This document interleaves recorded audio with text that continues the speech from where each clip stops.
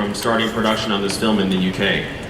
What are you most excited about this role, and what are you hoping it's going to allow you to get to do that maybe you haven't gotten to do before?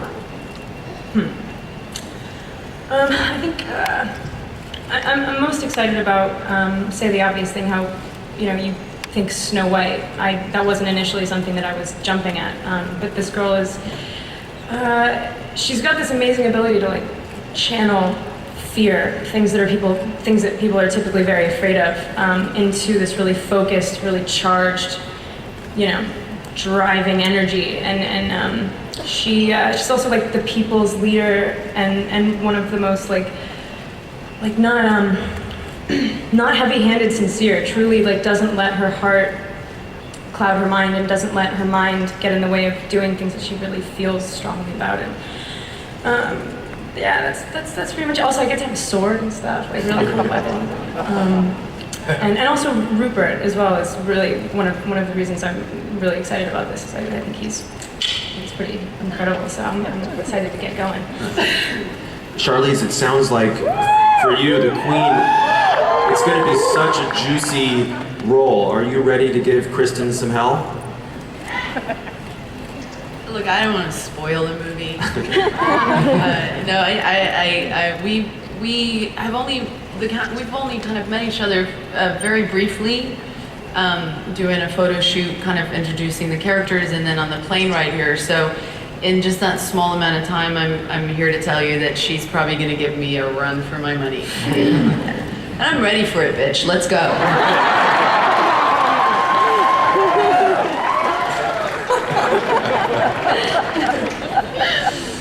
Chris, for you, we're really laughing about it.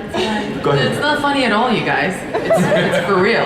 It's a serious. Bring it. Let's go. So, Chris, for you, it's between Star Trek and Thor. You seem to really thrive in these films that are really in these timeless settings. What do you think it is about these types of films that is attracting you? Look, the last couple of years that I've been in the States, I've just been trying to get a job, and the fact that I fell into films like this that were full of the fantasy and the sense of adventure was a huge bonus, because it's as a kid what I grew up reading and most enjoyed watching.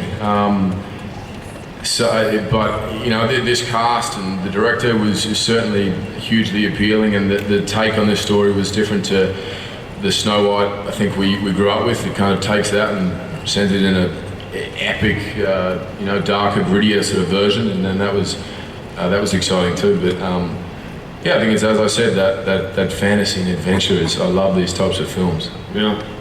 And Sam, what do all your friends and family and loved ones think about the fact that you're playing a charming prince? Do they think this fits your personality, or do they think it's a crock?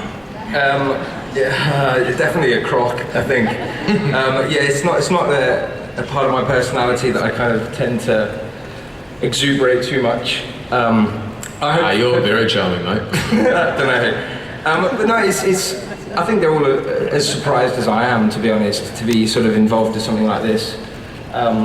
However, this is a new take on the story, and so the prince is not necessarily as charming as one would hope, but in a good way. I think it brings something new to a classic fairy tale. So, fingers crossed to sort of bring that across in my approach to the character.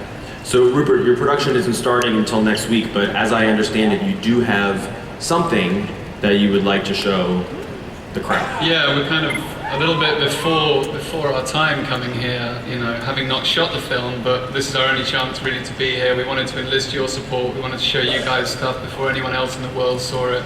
So we're going to show you some photographs of the cast in their costume.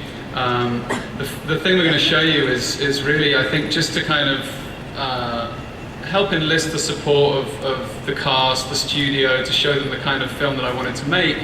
I kind of took on this quite risky thing where I wanted to make something for very little money we had 3 days to shoot, we had a week to do post-production, but I just kind of wanted to give them a feel so that people would know, oh, it's not a little girl sitting by a well with little Tweety birds telling her what's going on, where to go. So I wanted to show that this, you know, we were very limited by budget. You know, I saw in my head seas of knights charging through forests. I ended up with one knight, and we couldn't afford a horse, so I had to nick a couple of shots from another film. So it's very down and dirty. You know, it's what we all do well. It's down and dirty filmmaking that got us here. You know, I wouldn't be sitting here, I don't think, if we hadn't done this. So it's been great just to show the cast, show people who are coming onto the project. It just gives them an idea of what we will create when we have a proper budget, more than one horse and more than two knights.